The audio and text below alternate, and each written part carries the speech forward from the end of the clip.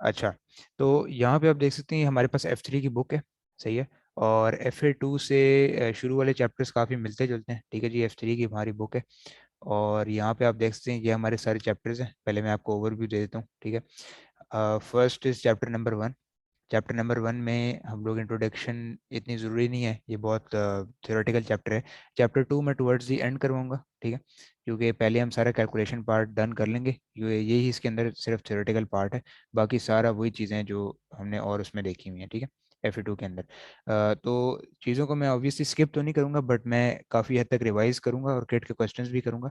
उसके बाद हम अगले टॉपिक्स पे जाएंगे, ठीक है। तो आप देख सकते हैं चैप्टर 3 है, चैप्टर 4, ठीक है। डबल एंट्री हुई सिंपल वाली है, रिटर्न डिस्काउंट सेल्स टैक्स ये भी हम पढ़ चुके हैं पहले। इन्वेंट्री है, ठीक है, इसको भी हमने IS2 में देखा था। नॉन करंट एसेट्स हैं, इसके अंदर थोड़ी और भी चीज़ें आ जाती हैं, वहाँ तक डिप्रिसिएशन तक ही बात थी, राइट। FA2 में डिस्पोजल की भी थोड़ी बहुत बातें थी, बट यहाँ पे फुल फ्लैज इसको डिस्कस किया जाएगा। Intangible asset, accrual, pre payment, receivable, ये मोस्ट चीज़ हमने पढ़ी हुई है, ठीक है, मोस्टली, बट अगेन हम रिवाइज करेंगे इनको। पेबल्स के भी वहाँ चैप्टर था, वो भी हम देखेंगे एक दफ़ा। फिर कैपिटल स्ट्रक्चर, इसमें बेसिकली उसकी बात होती है कंपनीज फाइनेंस कैसे जनरेट करती हैं, शेयर्स कैसे कैसे इशू होते हैं, ठीक है। कंट्रोल अकाउंट भी हमने पढ़ लिया था, बैंक रिकन्सिलिएशन भी इसमें थोड़ी एडवांस चीज़ें हैं, ठीक है। और ट्रायल बैलेंस है, जो मेन इसके अंदर चेंजेस है ना, वो बेसिकली फाइनेंशियल स्टेटमेंट्स हमने पढ़नी है पूरी, ठीक है, बैलेंस शीट, फाइनेंशियल पोजीशन। उसके बाद कैश फ्लोज हमने देखनी है इसके अंदर, ठीक है। और यहाँ पे रेशियोज का भी डिस्कशन की जाएगी थोड़ी सी। And most importantly we have consolidation. Consolidation इसकी बेसिक मतलब कि हार्ट है F3 का, ठीक है। अगर आपको ये टॉपिक क्लियर ना हो तो एग्जाम में काफ़ी सरवाइव करना मुश्किल हो जाता है, ठीक है। इस पे हम काफ़ी टाइम स्पेंड करेंगे, चैप्टर 21 पे भी और चैप्टर नंबर 22 पे भी। सही है जी, ठीक है, टॉपिक्स की समझ आ गई आपको। काफ़ी हद तक वही वाले हैं जो FA2 वाले हैं, बट काफ़ी एडवांसमेंट्स भी हैं, इन्हांसमेंट्स हैं इसके अंदर। बट शुरू से मैं बात शुरू करूंगा डबल एंट्री से, ठीक है, बिल्कुल शुरू से। तो यहाँ पे मैं अगेन वो फाइल खोल लेता हूँ डबल एंट्री वाली, फिर हम कुछ एग्जांपल इसकी डिस्कस कर लेते हैं। एक सेकंड मुझे दें, 1 मिनट।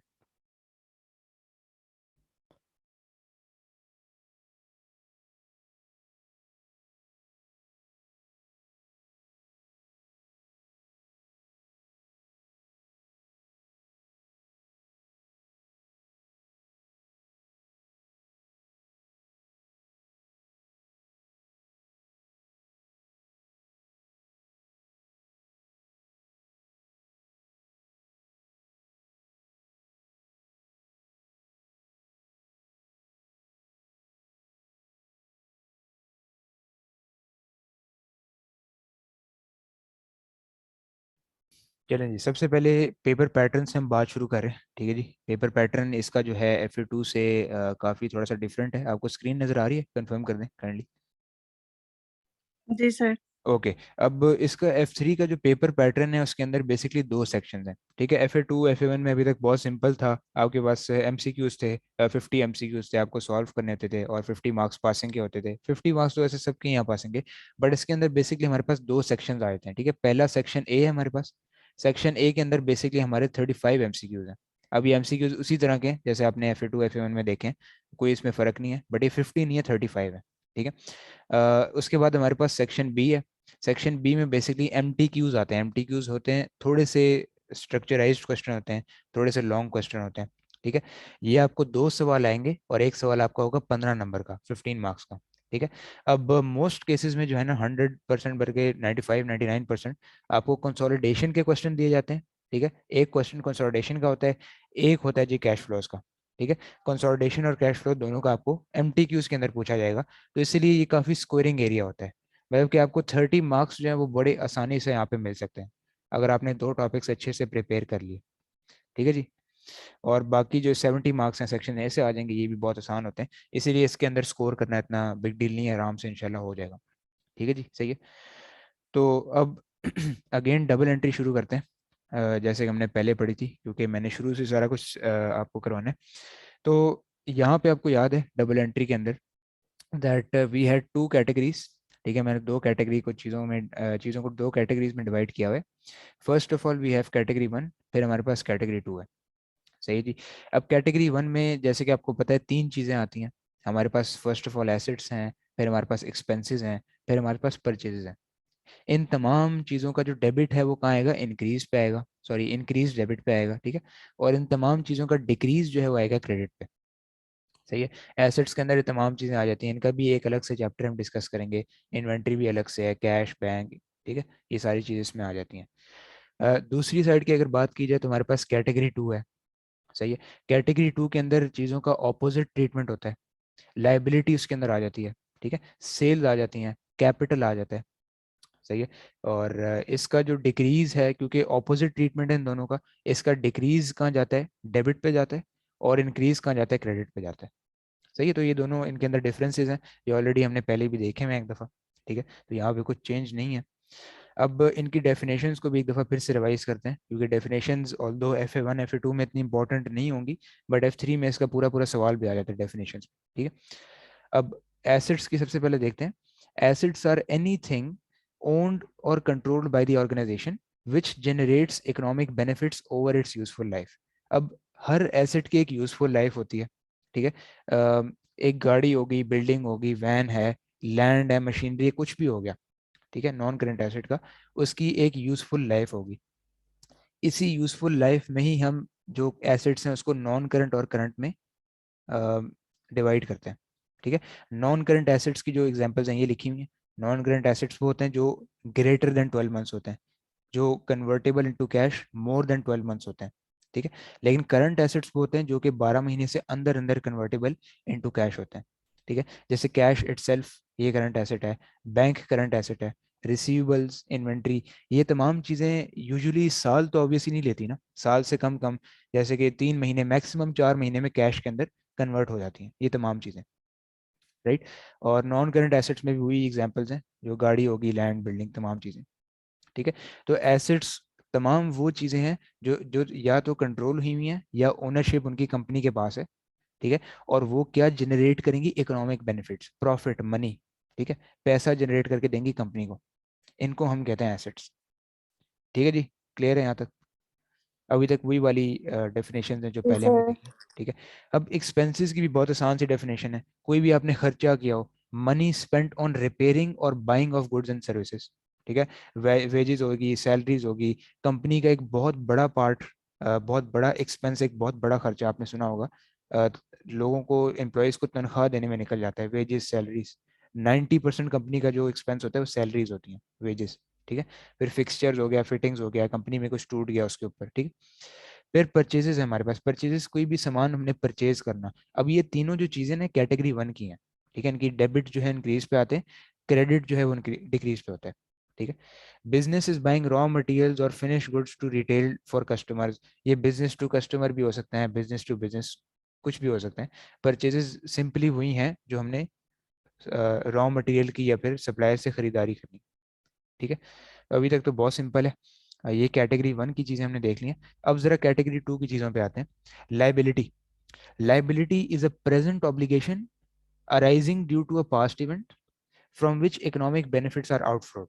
अब ये एक एसेट की ऑपोजिट है, ठीक है। एसेट का ऑपोजिट क्या होगा, उसका जवाब ये लाइबिलिटी है। लाइबिलिटी को भी नॉन करंट और करंट में दोनों में तोड़ा जाता है। Again current less than 12 months है, non current more than 12 months है, ठीक है।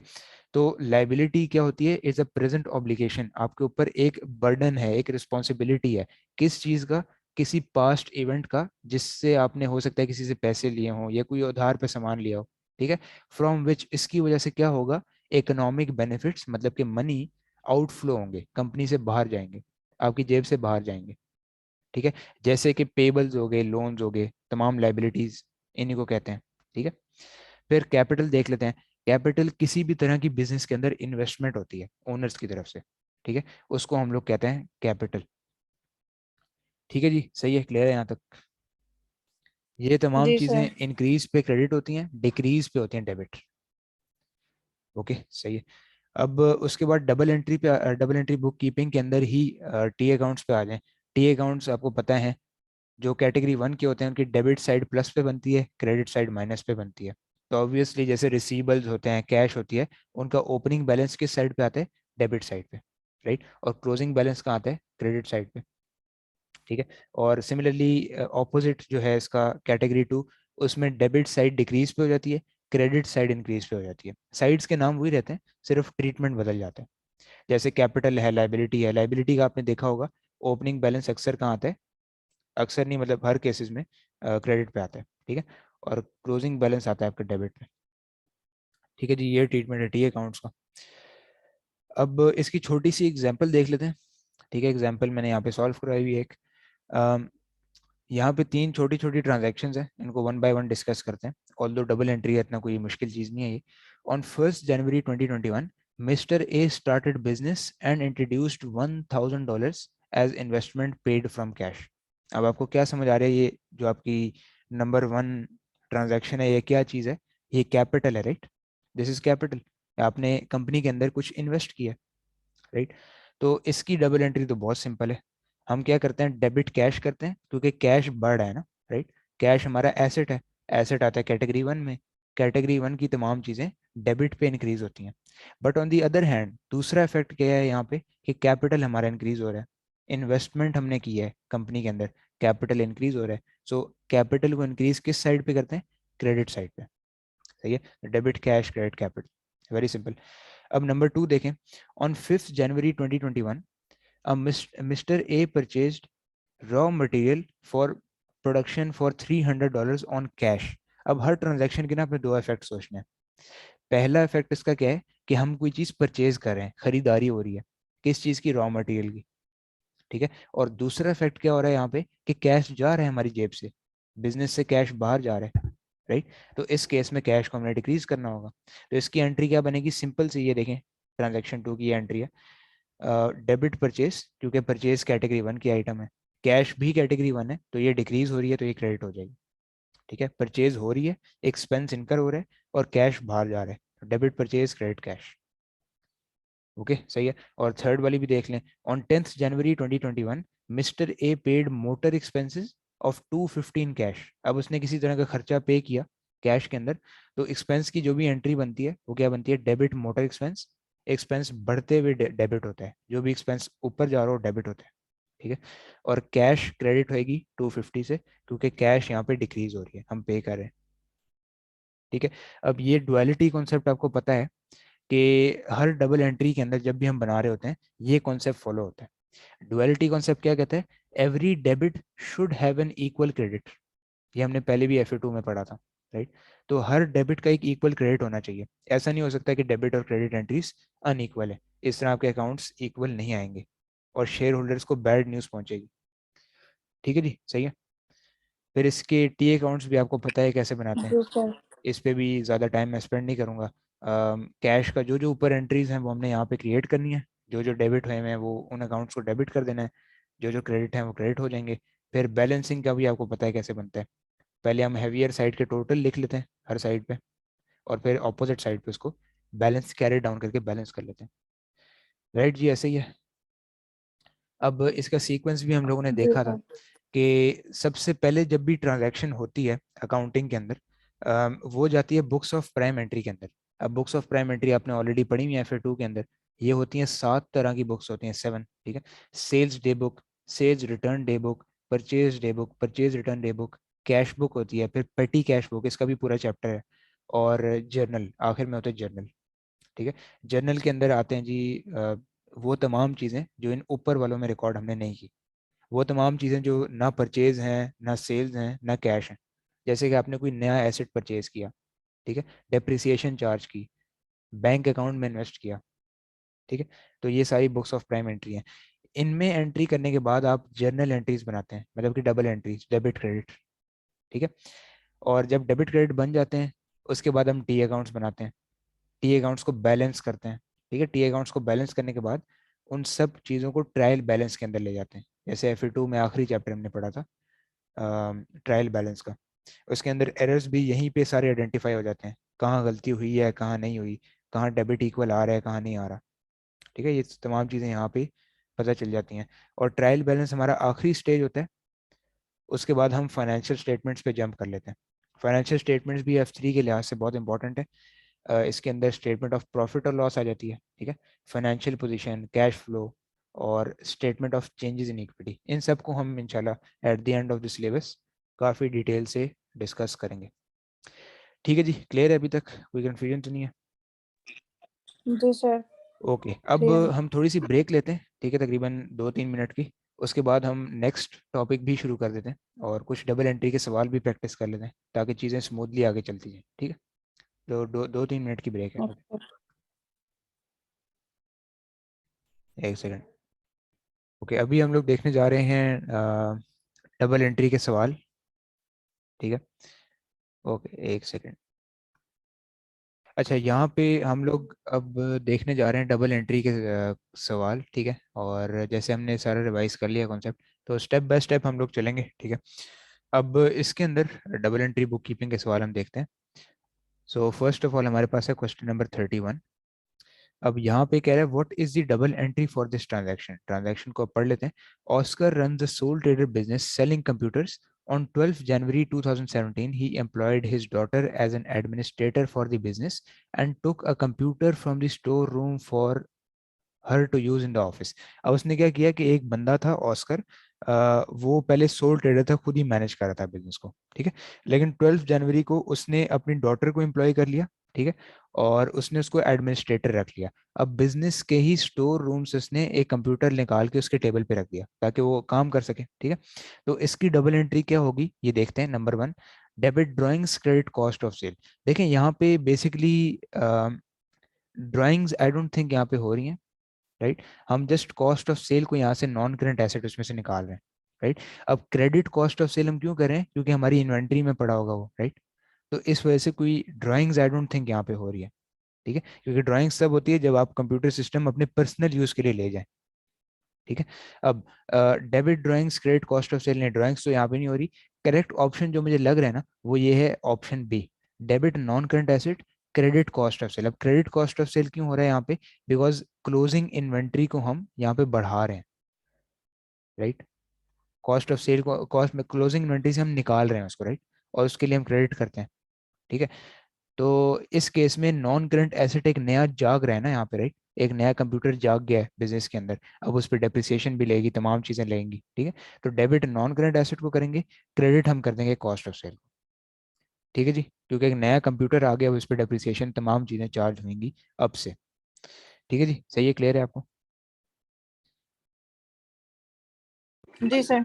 अच्छा, अब 32 देखते हैं। Which of the following pairs of items would appear on the same side of the trial balance. कौन सी ऐसी दो चीजें हैं जो कि ट्रायल बैलेंस में सेम साइड पे आएंगी। अब पहला लिखा हुआ है ड्राइंग्स एंड एक्रूवल्स। ड्राइंग्स आपको पता है डेबिट साइड पे आती हैं, राइट। लेकिन एक्रूवल्स क्या होते हैं, जैसे हमने FA2 में पढ़ा था, लाइबिलिटी को एक्रूवल्स कहते हैं, राइट। तो दैट मीन्स ये तो डेबिट और क्रेडिट है, ये तो एक नहीं है, राइट। हमने सेम साइड वाली बतानी है। Carriage outwards and pre payments, yes I think ये सही लग रहा है मुझे, राइट। क्योंकि कैरेज आउटवर्ड्स क्या होता है कि आपने डिलीवरी कॉस्ट दी है कस्टमर के लिए, आपने खुद बेयर किया है, वो आपका खर्चा है, तो वो डेबिट होता है। और प्री पेमेंट्स क्या होती हैं, एक एसेट होती हैं, राइट। तो एसेट भी डेबिट होते हैं और खर्चे भी डेबिट होते हैं, तो दोनों सेम साइड पे आ रहे हैं। दैट मीन्स ऑप्शन बी हमारा करेक्ट ऑप्शन होगा, ठीक है जी, सही है। अब जी 33 सर। देखते हैं।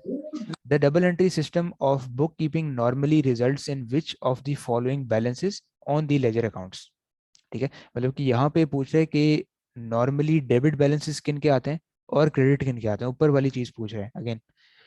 डेबिट बैलेंसेस यहाँ किसके आते हैं, एसेट एंड रेवेन्यू नहीं, बिल्कुल भी नहीं, क्योंकि रेवेन्यू क्रेडिट होता है, एसेट डेबिट होता है। रेवेन्यू कैपिटल एंड लायबिलिटी नहीं, इन तमाम के तो क्रेडिट बैलेंस आते हैं, right. Assets and expenses, yes ये सही लग रहा है मुझे, क्योंकि एसेट एक्सपेंसेस कैटेगरी 1 के आइटम है, जबकि क्रेडिट बैलेंस किन के होते हैं, liabilities capital and revenue, yes. तो ऑप्शन सी इसका करेक्ट ऑप्शन है, क्योंकि यहाँ पे कैटेगरी 1 की बात करें, यहाँ पे कैटेगरी 2 की बात करें, ठीक है जी। इन तमाम चीज़ों के सेल्स के, कैपिटल के, लाइबिलिटीज के बैलेंस क्रेडिट साइड पे आते हैं, ओके सही हो गया। अब 34 देखते हैं। Which of the following entries would be required to account for a reimbursement to the petty cash float of 125 from the bank account। अच्छा, ये petty cash का इसको अभी छोड़ दें, ये आई डोंट नो इसने क्यों डाला हुआ है यहाँ पे। ओके, ये देखते हैं। क्वेश्चन 35, ये एक लंबा सा सवाल है। यहाँ पे इसने रिक्वायरमेंट में क्या पूछा हुआ है, after these amounts are recorded what is the revised value for gross and net profit for Sasha's business, ठीक है। तो हम लोगों ने ये जो 3 अमाउंट्स है ना, इसने एक्चुअली रिकॉर्ड नहीं की हुई इसके अंदर, ठीक है, ये हम लोगों ने रिकॉर्ड करनी है। और नेट प्रॉफिट हम लोगों ने इसका सही वाला बताना है, ग्रॉस प्रॉफिट भी नेट प्रॉफिट भी। ठीक है। अब कैरेज इनवर्ड्स आपको पता है, कैरेज आउटवर्ड्स क्या होती है हमारी, कैरेज आउटवर्ड्स हमारा एक्सपेंस होता है, राइट। लेकिन कैरेज इनवर्ड्स का क्या मतलब है कि हमने सामान अपनी कंपनी के लिए मंगवाया है, तो ये किस चीज से लिंक्ड होता है, ये परचेजेस से लिंक्ड होता है, राइट। कैरेज इनवर्ड्स आउटवर्ड्स हैं दोनों चीजें सेम, लेकिन इन और आउट का सिर्फ यहाँ फर्क है। इन का मतलब हमने खुद से पैसे दिए हैं सामान को अपनी तरफ मंगाने के लिए, फैक्ट्री के अंदर मंगाने के लिए। आउटवर्ड्स का मतलब है, कैरेज आउट का मतलब है कि हमने कस्टमर को सेंड करने के लिए वो दिए हैं, ठीक है, वो एक्सपेंसेस इनकर किए हैं। तो ये 1950 जो है, ये तो यहाँ पे एक्सपेंसेस में आएंगे, इसको हम 1950 में यहाँ प्लस कर देंगे, ठीक है। लेकिन जो कैरेज इनवर्ड्स है 2300 की, वो कॉस्ट ऑफ सेल में जाएगी, यहाँ पे इसको हम प्लस करेंगे इस अमाउंट के अंदर, ठीक है। तो ये है 2300, ठीक है। और डिस्काउंट रिसीव्ड कितने, 3900। डिस्काउंट रिसीव्ड बेसिकली हमारी अदर इनकम में आते हैं, ठीक है। अदर इनकम ये इसका डिटेल फॉर्मेट हम देखेंगे आगे जाके जब हमारा चैप्टर आएगा, बट इसमें इसने थोड़ी सी बेसिक बात की हुई है। अब अदर इनकम आपको पता है माइनस होती है, राइट। इनकम जो है वो प्रॉफिट और लॉस स्टेटमेंट से माइनस होती है, राइट। अब सही वाला बैलेंस निकाल लेते हैं, 144,200 प्लस 2300। तो ये सही वाला मैं जब माइनस करूंगा तो ये आता है, अब जो सही वाला हमारे पास ग्रॉस प्रॉफिट है वो आया है 110,300। इसमें से मैं 3900 माइनस करता हूँ, -3900। और मजीद 1950 इसमें प्लस कर देता हूँ। अच्छा नहीं सॉरी, 106,400 यहाँ का आंसर है, 106,400, ठीक है। एक्सपेंसेस में मैं 76,000 में 1950 ऐड कर देता हूँ, और इसको अब 106,400 से माइनस करता हूँ, ठीक है। तो 28,450 हमारे पास आंसर आ रहा है नेट प्रॉफिट का, 28,450 ये फाइनल प्रॉफिट है, सही है। अब ग्रॉस प्रॉफिट को जरा मैं एक दफ़ा फिर से देखता हूँ, यहाँ पे क्या इशू आ रहा है। अच्छा एक सेकंड, ये जो इशू जो नंबर से मैंने ऑपोजिट कर दिए को सही कर लेते हैं। 144,200, okay. So I think correct option जो है इसका बन रहा है option, I think option B इसका करेक्ट ऑप्शन बन रहा है, 108,350 और 28,450 जो कि प्रॉफिट आ रहा है, ठीक है जी, सही है। अब नेक्स्ट देखते जी हैं, sir. 36। What was the balance carried forward after accounting for the following transactions in June, ठीक है। अब नंबर 1 है, Elijah withdraw 200 per week to cover living expenses, मतलब कि इसने अपने बिजनेस में से ड्राइंग्स की हैं, राइट, 200 की पर वीक। अब शुरू वाली चीज पढ़ लेते हैं, Eliza started the month with cash at bank of 1780। अच्छा अच्छा सॉरी, ये बिजनेस में से इसने विड्रॉ नहीं किया, बैंक में से किया, ठीक है। तो ये पूछ रहा है कि बैलेंस कैरिड फॉरवर्ड मतलब ब्रॉड डाउन बैलेंस क्या है इन सबको अकाउंट करने के बाद। फिर सेकंड है, customer paid for goods with list price of 600 less trade discount of 5%। अब आपको याद है ट्रेड डिस्काउंट में हम क्या करते थे, ये ऑल दो चैप्टर हमने रिवाइज करना है अभी, आई डोंट नो इसने सवाल क्यों दे दिए, बट ट्रेड डिस्काउंट में हम नेट अमाउंट के साथ खेलते थे, राइट। तो 600 जो है उसका मैं डायरेक्टली 95% यहाँ ले लूंगा, ठीक है। तो ये आ जाएगा 570। एक्चुअल अमाउंट जो मुझे मिली है वो कितनी है, 570। तो बेसिकली मैं क्या करूंगा, 1780, इसमें से 200 इसने पर वीक विड्रॉ किया ना, और ये पूरे महीने की बात करें तो एक महीने में कितने वीक्स होते हैं, 4 वीक्स। तो 200 × 4 हम कर देंगे जो कि 800 आता है, राइट। तो 200 × 4 800, तो ये -800 कर दूंगा, प्लस 570 कर देंगे। अब नंबर 3 पढ़ते हैं, amount of 400 was received from a credit customer. चले 400 भी हमें मिल गए, ये ऐड कर दिए हमने, ठीक है। Banking of 1200 from canteen vending machine, मतलब कि कैंटीन की वेंडिंग मशीन में पैसे 1200 आए, वो हमने बैंक में डाल दिए, तो बैंक ऐड हुआ ना, प्लस हो गया, तो प्लस हमने कर दिया 1200, ठीक है जी। तो और कोई ट्रांजैक्शन नहीं है, फाइनल बैलेंस निकाल लेते हैं, 1780 -800 प्लस 570 प्लस 400 प्लस 1200, तो ये फाइनल बैलेंस आ गया 3150। जो अभी हमारे बैंक में मौजूद हैं पैसे, 3150। ठीक है जी, बहुत सिंपल सवाल है, अभी तक कुछ भी डिफिकल्ट नहीं है। सही है। लास्ट सवाल मैं आपको 38 तक करवा देता हूँ। ठीक है। और उसके बाद जो भी, क्योंकि हमने अच्छी तरह डिस्कस किया हुआ है इसको, फिर मैं बाकी क्वेश्चन आपको एज ए होमवर्क दे दूंगा। ठीक है। 37 देखते हैं। After corrections what should be the balance on the following account. अब ये बैंक अकाउंट है, ये तो बहुत सिंपल है। हमने बैंक की जो भी एडिशंस होती हैं, क्योंकि एसेट है, उसको यहाँ पे लिखना होता है। जो भी माइनस होते हैं उसको यहाँ पे लिखना होता है। राइट।